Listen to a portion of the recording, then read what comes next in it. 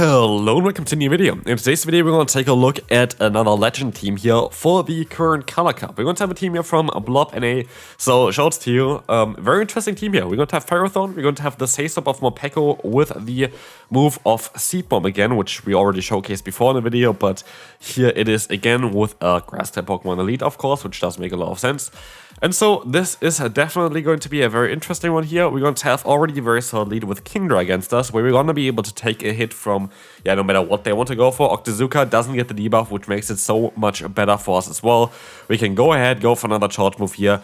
This is going to be a power whip, getting the shield from the opponent, so they're 2 shields down now. And we have a Pokemon with Aura Reel, and we have a Pokemon with Overheat in the back, so as well as the opponent swaps out here into the Toxapex, which is also going to be fine for us.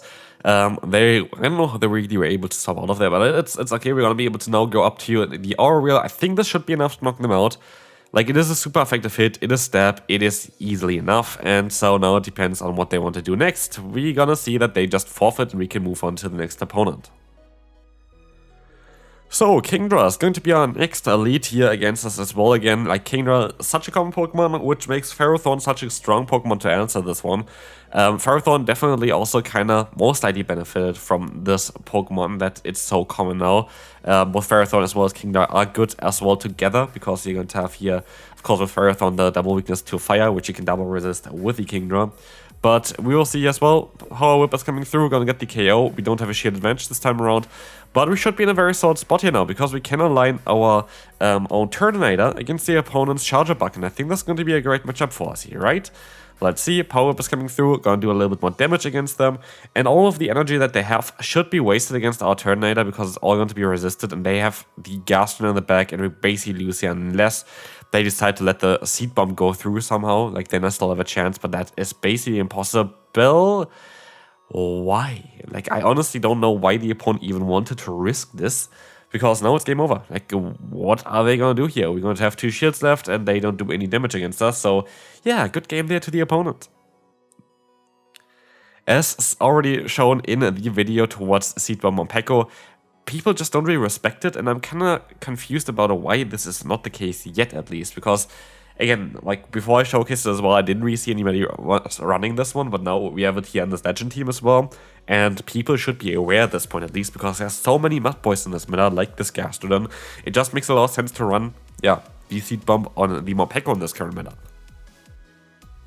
Anyway, we're going to have here a double Dragon Pulse being enough against the opponent. They're going to reveal that they're going to have a Marowak in the back. That can be actually quite tricky for us. And so I try to swap out straight away, but Marowak could actually sweep our entire team here. This is not even a joke. Like, what we will see here is, I should have basically hoped to get, like, any kind of the Psychic Fangs here in order to get, like, the charge moves off a little bit faster, which would have been definitely very helpful for us. But also would allow us to get more damage in with other charge moves. For example, if I would have been able to reach something like a Thunder or something later on, I would have been fine. But as you're gonna see here, we're gonna get the shields from the opponent, but it's still gonna be very difficult, and we try to stop out of there. I was one fast move, too high there, basically, too much fast moves that I did there. But as you're gonna see, we're gonna have still the Marowak against us here, and they needed 4 fire spins to get to their own charge move, which is great for us, because like this, our Dragon Pulse is going to be enough to knock them out, and we can move on to the next opponent. So, next opponent coming up here, we're going to have a Gyarados in the lead. This is going to be a very interesting Pokemon. I want to maybe take a look at Gyarados as well. So I'm curious on what the opponent is going to run for a team around it. Like, Pokemon that I saw that would be really decent with the Gyarados would be Mud Boys, of course. But also I saw that Charger Bug would have a lot of play. Here they're running Morpeko. Morpeko is also interesting. Morpeko definitely more of a squishy Pokemon. But as we will see here, we're gonna have our Turtonator, which should be able to resist basically all of the hits here currently, because Aura is going to be resisted. Doesn't look like it's resisted, and this is something that might even come and bite us later on as well. On how much damage actually the Aura still does against us, it is quite ridiculous. We see the Aura coming through again here. Of course, this time around we have to shield, and also all next ones I have to shield, because we are in a range where they're definitely going to knock us out with any kind of move. But we're going to be able to knock them out instead first. And we're going to have here now the opponent's Gastron. And luckily, we're going to be able to reach that extra Dragon Pulse, which is going to put them into range for either Seed Bomb, or maybe even still for the farm down here. I'm not too sure. They're going to swap out of here into their Gyarados. This still gives me a chance. I'm not too sure if I'm going to be able to win this though, because I'm fairly certain they're going to have less stats than my Ferrothorn does, so they would win the CMP tie. But I just have to hope here. This should be another Body Slam. It is an Earth Power, and with this, actually, we're going to lose this battle just barely. I feel like I could have played this one a little bit better, but it is what it is. Next opponent, Great Lead Force. We're going to have Thunder here for them as well. 2 Thunders should be enough to knock out the opponent's Toxapex, regenerate energy a little bit faster than they as well. And so there's not really any hassle here. Everything is resisted. It is going to still hurt quite a bit if they're going to go for Touch Wave here, just because it's like a hard-hitting move that takes a lot of energy. But again, as you will see as well, we're going to outspeed the opponent anyway, and so we are not too bad here as well. We should be able to just go for the Thunder, get the shield actually, that's interesting.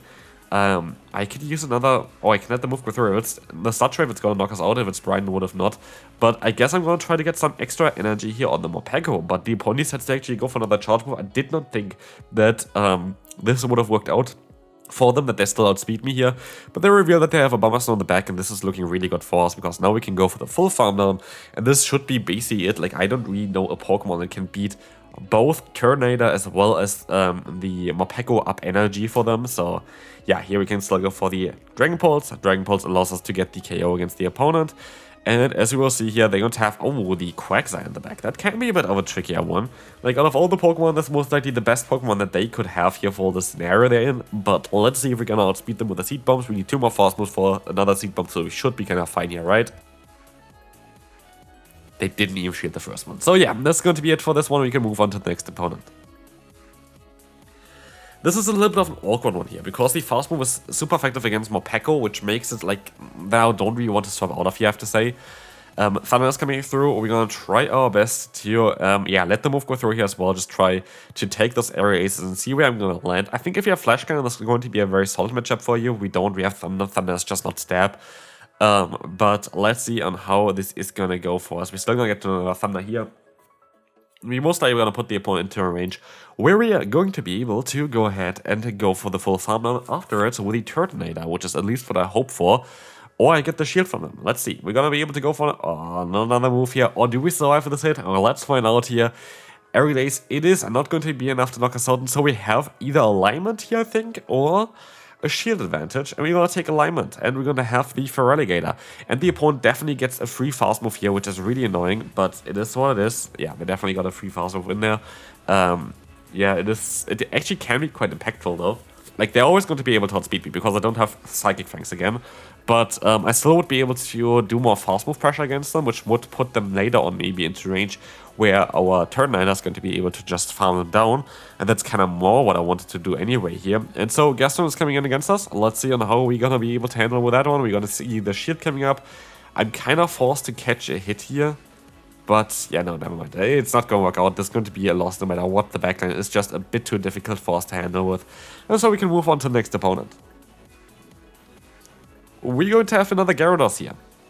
And Gyarados, interesting Pokemon again. Like, I want to see what they're going to run this time around. I forgot what Pokemon they had in the back the last time. I know that they had Morpeko, but I don't know what else they had. But let's see how this is going to go. We're going to see the shield coming up already from the opponents right away. We're going to let the move go through because Crunch has the option to debuff ourselves. And you'd rather want to take the first hit and then the last hit. And Ferrothorn comes in and you might think, oh, that's a great swap. Catching the double resisted hit. Yeah, just to get fully farmed down by Incinerate Turtonator. Yeah, that is like the benefit of Turtonator. Turtonator is such a cool typing here currently because Ferrothorn is such a common Pokemon, or just generally speaking, there's so many grass type Pokemon. Turtonator is just such a strong pick here, even though it doesn't have the best charge moves, it doesn't have the best stats either, but it's just hilarious. So we could use a shield here and just go for the Dragon Pulse. Oh, yeah, we should have done that most likely. But at least I'm going to be able to go into my Morpeko and oh, look at this, who is there? It is the Turtonator. And so yeah, I can go for a charge move here. It is going to be the Aurelion, and we are going to see as well that we're going to two-shot the opponent. They're going to go for a charge move here. We have to use a shield, of course, but I can go for one more extra fast move afterwards. Overcome by a little bit just without taking the extra Incinerate. This should put us into a perfect position where we're going to be able to win the battle here as well. As the Aurelion is going to knock out them here, and also look at the Thunder Shock damage. This looks like a Volt Switch or something. Madness. Next opponent, we actually have a very solid lead here, but I kind of want to swap out eventually with this matchup, because as soon as I get like a shield advantage, I'm kind of happy about my, my Morpeko. That's kind of what I want to try to put in the spotlight here as well. Because I either get shield advantage, like keep shield advantage, or I'm going to be able to get some energy advantage here. And the energy advantage on the Morpeko is quite an impactful thing. And we sadly see here that they're going to have the Stun Fisk against us. This Pokemon is going to take super effective hits by the Seed Bomb, but I'm fairly certain that it is a better play here now to go for the Aura, which is going to be neutral, but boost our own attack, and I think it does more damage, and it does definitely do more damage compared to what the Seed Bomb did. And so we have to use a shield here against the opponent's Mud Bomb, but we're still going to be kind of in here. I make it just a bit of a mistake here, because we're going to see here the Morpeko from the opponent comes in. They're going to have 3 fast moves in right now, so I can go for 2 and then swap out, which would be the wise play. And that's exactly what I didn't do. And this is completely a mistake. I needed to keep my Morpeko around. And that is a huge mistake, by the way, to not do that, because now we're in a position where I'm forced to go into my Ferrothorn, because I know that an Aura is going to knock out my other Pokemon. And now I have to hope that the Aura is not going to be enough to knock us out, even though, of course, like triple boosted at this point. I just made a really big mistake with that. Like, that was a ginormous mistake. I should have just swapped out. I would have been in such a better spot. Yeah, but mistakes been made here. The opponent is going to swap out. I am trying to go for the Dragon Pulse, but I don't think it really worked out for me. And so sadly we're going to lose this battle. It was a winnable for sure as well, but that is totally fine. We saw where we did a mistake and that cost us the game.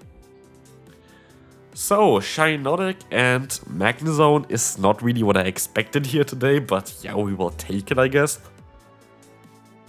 Shiinotic, of course, running the Astonish, which is going to be great for our Morpeko, as they're going to be able to resist that hit. But of course, they're also running Seed Bomb as well as the Moonblast, which are going to do a little bit more damage. And at this point, even a Seed Bomb would most likely do enough damage to get us at least into farm range. But we will see here. I'm going to go for another Aureel. This is going to be actually a CMP type, which is going to be great for us because it's going to allow us to, align ourselves perfectly anyway. We're going to use a shield here, and we can just go for Sticks fast move afterwards and get the guaranteed KO against the opponent. Oh, but they swap out into the Magnezone. And I realize I should be able to resist every single hit here on the Turtonator, and that is going to be crucial, as a Mirror Shot is not doing any damage. They can go for a Wall Charge now afterwards, but it's not going to work out too well for them either. I guess that's actually quite a lot of damage, I have to say, but let's see on how this is going to go for the last matchup here. It's going to be Feraligatr. We can get some damage onto them, but still going to be very, very close. It does quite some solid damage. So we still have our Ferrothorn here, so I think we're still going to be fine. Ferrothorn can take those hits, and we still have our Morpeko alive as well, so we should be in a very solid spot. Ice Beam coming through, they're going to go back into this Shiinotic. I can go for the Aura, and this should seal the deal, as we can then Thunder Shock down the opponent's Feraligatr, and this is going to be it for this one. Second to last battle. Charizard. Charizard is always running Dragon Breath. I do like the idea of Dragon Breath Charizard for sure, but it is a bit of a tricky Pokemon to get currently. I mean, yeah, you can of course use an Elite TM, but that's the thing as well. Like, it got released basically when it wasn't the ideal fast move already. It is still not the ideal fast move usually, but here in this manner, there's just basically no resist for Dragon Breath other than our Elite, which is kind of hilarious because I stay in here. And we guarantee basically to keep alignment here if I want to, because I know that the Thunder is going to knock them out here, and I know that I'm going to be able to use a shield here and just outspeed them. That's exactly what we're going to do as well. And so they swap out into the Amongus, allowing me to go into my Turtonator. This is not as great as it seems, because what we will see here is that the Amongus is doing quite some solid damage against us, even with a foul play. And so we are going to be forced to go for... Actually, I go for the Dragon Pulse. I forgot that it's not Shiinotic, it's Amongus. Amongus is not a Fairy type Pokemon. I was like, why do I go for the Dragon type move? But they can go for the full farm down. We have to hope that they're on range now for Thunder, though, like in terms of that they don't have their own charge move yet, and they didn't. And so this is going to be very, very impactful, because it's going to knock them out, and we see what they have in the back. It's going to be the Toxapex, and we can just go for the Aureel. Win this battle, that's going to be it for this one. There's nothing they can do anymore. I'm actually excited for Great League to come back, by the way. The last Great League period I was not able to play because I was on vacation. But I feel like there are a lot of cool Pokemon for Great League that I want to try out still. But yeah, hopefully the next season is going to be also a little bit better. We still have 1.5 month left for this season, but we have at least some exciting stuff coming up anyway. If you didn't see my video yet about Corviknight coming, that's definitely a Pokemon I'm really looking forward to in terms of, it's going to shift up the meta completely.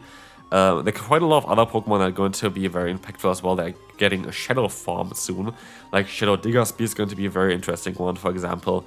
But yeah, definitely keep your Stardust. There are a lot of Pokemon that need your Stardust. And so here we're going to have, sadly, the Superior against us, which is going to be a very tricky Pokemon for us to deal with. We're going to be able to at least get both shields from them, which I guess is the best bet that I can have here. I can go for another charge move. Another Oriole is going to boost our own attack, and they decide to, yeah, let the move go through here with the Aerial Ace coming through. That's going to knock us out. We have to align ourselves accordingly, of course. It is the best that we can do, so if we're going to go to the Turtonator here. Can we hit the Overheat finally? That would be kind of nice. I haven't seen really an Overheat yet. Let's see how much damage it's going to do against the opponent. It is going to do quite a lot of damage, but they're still going to have the Marowak in the back, and I'm fairly certain it's sadly going to be a loss at the end. Because what the opponent can do now is, they can go for the full farm down, get up to 2 Bone Clubs, and that is going to be basically it for our Turtonator. Turtonator doesn't have the bulk to withstand those Bone Clubs there, so yeah, this is going to be it for this video. Thanks so much to Blob as well for posting their Legend team online. I really appreciate all of the good stuff. Yeah, that's going to be it for this one. Thanks all for watching, and I will see you then. Bye-bye.